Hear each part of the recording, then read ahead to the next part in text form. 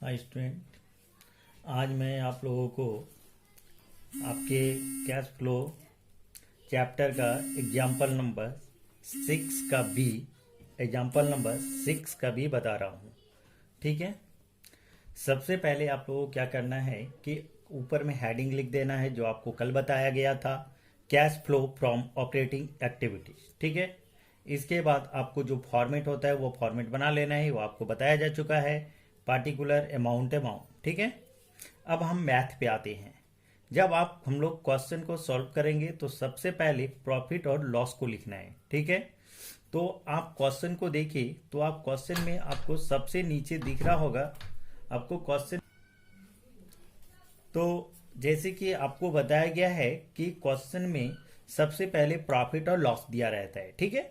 ठीक है स्टूडेंट, तो आप 6 का बी नंबर आप देखोगे एग्जाम्पल को तो देखो इस क्वेश्चन में सबसे नीचे में लिखा हुआ है कि उसका जो प्रॉफिट है वो 65,000 है। दिख रहा है स्टूडेंट आप लोग सभी को कि प्रॉफिट कितना है? 65,000। ठीक है स्टूडेंट, तो आपको सबसे पहले क्या लिख देना है? Net profit for the current year 65,000। ये प्रॉफिट है ना स्टूडेंट, इसलिए इस अमाउंट को आपको ब्रैकेट नहीं करना है। अगर लॉस रहता तो ब्रैकेट करना है, आपको बताया जा चुका है। ठीक है स्टूडेंट, सबसे पहले प्रॉफिट लिख दिया गया। अब नेक्स्ट हेडिंग दोगे 8 नॉन ऑपरेटिंग एक्सपेंसेस। अगला हेडिंग क्या देना है स्टूडेंट? 8 नॉन ऑपरेटिंग एक्सपेंसेस, और इसको क्या कर दोगे? अंडरलाइन। ठीक है। अब देखो आपको नॉन ऑपरेटिंग एक्सपेंसेस में 7-8 आइटम का नाम लिखाया गया था स्टूडेंट, लिखाया गया था। तो आप उसमें से देखो क्या क्वेश्चन में कोई आइटम मिल रहा है क्या? तो आप देखोगे ट्रेड रिसेबल ये नहीं था, ट्रेड पेबल भी नहीं था, प्रीपेड भी नॉन ऑपरेटिंग एक्सपेंस में नहीं था, आउटस्टैंडिंग में नहीं है, बैंक ओवरड्राफ्ट भी नहीं है, शॉर्ट टर्म लोन भी नहीं है। अब नीचे देखोगे तो एक दिया गया है डेप्रिसिएशन। क्या दिया गया है? डेप्रिसिएशन नॉन ऑपरेटिंग एक्सपेंसेस होता है। ठीक है, तो आपको लिखना है डेप्रिसिएशन और यहाँ पे अमाउंट कितना है? 20,000 लिख देना है। आप उस फॉर्मेट को देखोगे तो नॉन ऑपरेटिंग एक्सपेंसेस में डेप्रिसिएशन का नाम होगा, वहां पे आपको लिखना है डेप्रिसिएशन 20,000। ठीक है। इसके बाद उसके नीचे देखो लिखा है loss on sale of machine, लिखा हुआ है ना। तो आप जब फॉर्मेट को देखोगे तो वहां पे लिखा हुआ है लॉस ऑन फिक्स एसेट्स। क्या लिखा हुआ है? Loss on fix asset. तो मशीन क्या होता है स्टूडेंट? Fix asset. तो ये लॉस ऑन मशीन जो है ये मेरा क्या कहलाएगा? Non operating expense. इसको भी हम लोग लिख देंगे लॉस ऑन मशीनरी। ठीक है, कितना है? 10,000। ठीक है। अब आप क्वेश्चन को देखो तो कोई भी नॉन ऑपरेटिंग एक्सपेंस नहीं है। हाँ, तो यहाँ पे नॉन ऑपरेटिंग एक्सपेंस में कितना अमाउंट है? 2। अब क्या करना है स्टूडेंट? ये दोनों को ऐड कर लो तो 20 और 10 30,000। ठीक है। अब 65,000 का प्रॉफिट था, प्रॉफिट में नॉन ऑपरेटिंग एक्सपेंस को प्लस करके नीचे कर दो 95,000। ठीक है स्टूडेंट। अगला हेडिंग आप देखोगे फॉर्मेट में तो दिया हुआ है लेस नॉन ऑपरेटिंग इनकम। क्या दिया हुआ student? Less non operating income. कोई भी हेडिंग को अंडरलाइन कर देना है। ठीक है। तो नॉन ऑपरेटिंग इनकम में स्टूडेंट 2 आइटम का नाम लिखाया गया था, प्रॉफिट ऑन फिक्स एसेट्स और इंटरेस्ट रिसीव्ड। तो आप क्वेश्चन को देखोगे तो वो दोनों में से कोई भी आइटम दिया हुआ नहीं है, प्रॉफिट ऑन फिक्स एसेट्स भी नहीं है और इंटरेस्ट रिसीव भी नहीं है। तो आपको क्या करना है स्टूडेंट? इसके स्टेट में आपको डॉट डॉट कर देना है और 95,000 को नीचे लिख लेना है। ठीक है। अब अगला हेडिंग आपको क्या देना है? 8। ठीक है। आप अपने फॉर्मेट को देखोगे तो नेक्स्ट हेडिंग होगा 8 इंक्रीज इन करेंट लाइबिलिटीज। आपको कल के वीडियो में बताया गया था स्टूडेंट कि करेंट लाइबिलिटीज को शॉर्ट में सीएल का यूज करते हैं। And decrease in current assets दिया हुआ है। अब ये हेडिंग को लिखकर आपको क्या करना है स्टूडेंट? अंडरलाइन। क्या कर देना है? अंडरलाइन। अब आप मैथ जब बनाओगे स्टूडेंट क्या करना है? इस हेडिंग को लिखने के बाद आपको 3 से 4 लाइन का स्पेस छोड़ना है। कितना लाइनिंग का? 3 से 4 लाइनिंग का। और फिर आप सेकंड वाले हेडिंग को लिख लोगे लेस। क्या लिखोगे? Less decrease in current liability, CL means current liability, and increase in current assets यानी सीए। बात समझ में आई स्टूडेंट? यानी पहला एड वाले हेडिंग को लिखने के बाद आप क्या करोगे? 4 से 5 लाइनिंग का स्पेस को छोड़ लेना, फिर आप दूसरे वाले हेडिंग को लिख लेना। ठीक है। अब हम मैथ पे आते हैं। सबसे पहले दिया है ट्रेड रिसेबल। क्या दिया है स्टूडेंट? Trade receivable.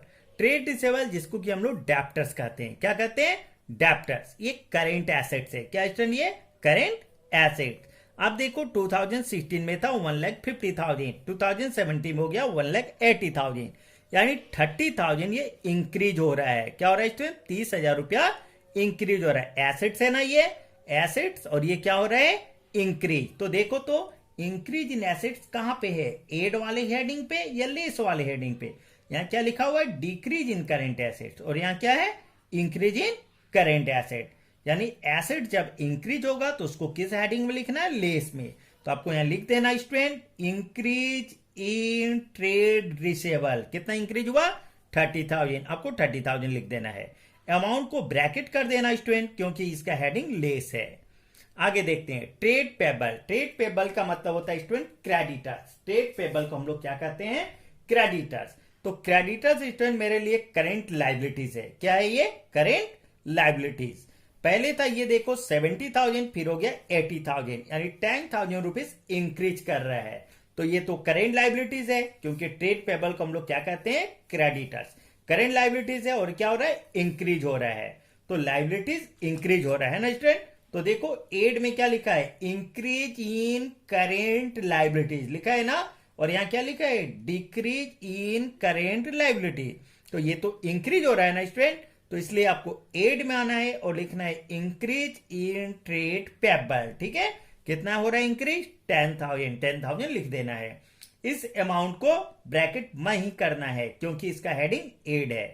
आगे बढ़ो, प्रीपेड एक्सपेंसेस। प्रीपेड क्या स्टूडेंट, एसेट्स। क्या होता है, एसेट्स। और ये देखो पहले था 15,000, फिर हो गया 10,000, यानी ये 5,000 डिक्रीज हो रहा है। ये तो एसेट्स है स्टूडेंट, और ये क्या हो रहा है, डिक्रीज।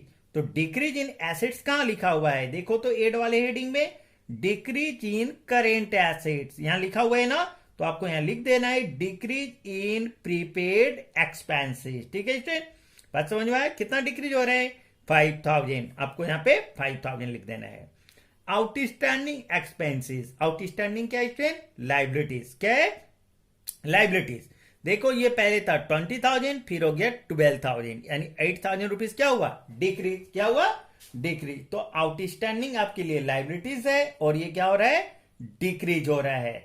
तो डिक्रीज इन लाइबिलिटीज कहां लिखा हुआ है स्टूडेंट, हेडिंग को देखो, इंक्रीज इन करेंट लाइबिलिटीज। यहां पे क्या लिखा हुआ है एड में, इंक्रीज इन करेंट लाइबिलिटीज, और यहां क्या लिखा हुआ है, डिक्रीज इन करेंट लाइबिलिटीज। तो ये क्या हो रहा है, डिक्रीज हो रहा है ना। तो इसलिए आपको लेस वाले हेडिंग में आना है और लिखना है यहां पे डिक्रीज इन आउटस्टैंडिंग एक्सपेंसेस। कितना डिक्रीज हो रहा है, 20 से 12, 8,000, 8,000 लिख देना है। अमाउंट को क्या कर देना है, ब्रैकेट, क्योंकि हेडिंग लेस है। आगे बढ़ते हैं स्टूडेंट, बैंक ओवरड्राफ्ट। देखो स्टूडेंट की बैंक ओवरड्राफ्ट मेरे लिए लाइबिलिटीज होता है। क्या होता है, लाइबिलिटीज। लेकिन बैंक ओवरड्राफ्ट लाइबिलिटीज तो है, लेकिन ये करेंट लाइबिलिटीज नहीं है, ये करेंट लाइबिलिटीज नहीं है। इसीलिए बैंक ओवरड्राफ्ट का यूज स्टूडेंट ऑपरेटिंग एक्टिविटीज में नहीं होगा, क्योंकि बैंक ओवरड्राफ्ट मेरे लिए करेंट लाइबिलिटीज नहीं होता है। आगे बढ़ते हैं student, short term loan. Short term loan, देखो स्टूडेंट लोन, लोन अगर आपका लॉन्ग टर्म रहे तो वो करेंट नहीं होगा, अगर वो शॉर्ट टर्म है तो वो करेंट हो जाता है। तो स्टूडेंट लोन आपके लिए लाइबिलिटीज है। लोन क्या है आपके लिए, लाइबिलिटी। लेकिन हम क्या बताए स्टूडेंट, याद रखना है आपको, अगर बस शॉर्ट टर्म है तो वो करेंट लाइबिलिटीज होगा, अगर वो लॉन्ग टर्म रहता तो करेंट लाइबिलिटीज नहीं होता। तो शॉर्ट टर्म है ना, इसलिए वो क्या है, करेंट लाइबिलिटीज। ठीक है, चलिए पहले कितना था 10,000, फिर कितना हो गया 20,000, यानी 10,000 रुपीज क्या हो गया, इंक्रीज। तो करेंट लाइबिलिटीज है ना स्टूडेंट, और क्या हो रहा है, वो इंक्रीज हो रहा है। तो ये लाइबिलिटीज है और वो इंक्रीज हो रहा है। तो आप देखो तो इंक्रीज इन लाइबिलिटीज कहां लिखा हुआ है, यहां क्या लिखा हुआ है, इंक्रीज इन करेंट लाइबिलिटी लिखा हुआ है ना। तो आपको यहां लिख देना है increase in short term loan. कितना इंक्रीज हो रहा है, 10,000। तो आपको 10,000 लिख देना है। ठीक है, अब आप मैथ पे देखो स्टूडेंट, सारे आइटम का यूज हो चुका है, कोई भी आइटम आपका बचा हुआ नहीं है जिसका यूज हम लोग नहीं किए हैं। ठीक है, बात समझ आ रहा है स्टूडेंट, कोई भी आइटम आगे बचा हुआ नहीं है जिसका यूज हम लोग नहीं किए हैं, सारे आइटम का यूज हो चुका है। ठीक है, अब क्या करना है स्टूडेंट, एड में देखो ये तीन अमाउंट है, तीनों को हम लोग एड कर लेंगे। 10,000, 5,000, 10,000 कितना हो गया 25,000। 25,000 को इस साइड ले आना है, ठीक है। अब 95 एड में है और 25 भी एड में है। अब ये दोनों को प्लस कर लो, कितना हो गया 1,20,000, ठीक है। अब क्या करना है, लेस वाले में देखो, लेस वाले में दो अमाउंट है, एक है 30,000 और एक है 8,000। अब दोनों को प्लस कर लो तो कितना होता है 38,000। 38,000 के स्टूडेंट सेकंड साइड वाले अमाउंट कॉलम में ले आना और ये ब्रैकेट में होगा क्योंकि इसका हेडिंग लेस है। ऊपर एड में कितना स्टूडेंट 1,20,000, इसमें आप 38,000 को लेस कर देना तो आपका नीचे कितना आ जाएगा 82,000। 82,000 स्टूडेंट आपका क्या हो जाएगा, ये ऑपरेटिंग एक्टिविटीज का आंसर आ जाएगा। एक बात को ध्यान देना स्टूडेंट कि ये जो आंसर आया 82,000 ये आपका प्लस में आया है। क्या चीज में आया है, प्लस में। तो आपको यहां क्या लिखना है, net cash flow from. Answer जब भी प्लस में स्टूडेंट आपको फ्रॉम का यूज करना है, फ्रॉम ऑपरेटिंग एक्टिविटीज। बात समझ आ रहा है स्टूडेंट। तो इस तरह से मेरा ये एग्जांपल बनके कंप्लीट हो गया, ठीक स्टूडेंट।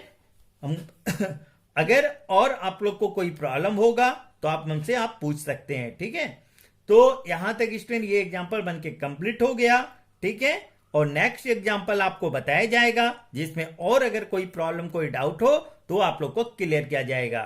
कल जो आपको वीडियो बनाया गया था स्टूडेंट उसमें नॉन ऑपरेटिंग एक्सपेंसेस का कोई भी आइटम नहीं था। आज के वीडियो में नॉन ऑपरेटिंग एक्सपेंसेस का दो आइटम दिया हुआ है, डेप्रिसिएशन और लॉस ऑन मशीनरी। आप अपने फॉर्मेट को देखोगे तो ये दोनों आइटम आपको मिलेगा, दोनों आइटम आपको मिलेगा स्टूडेंट। बात समझ में आ रहा है।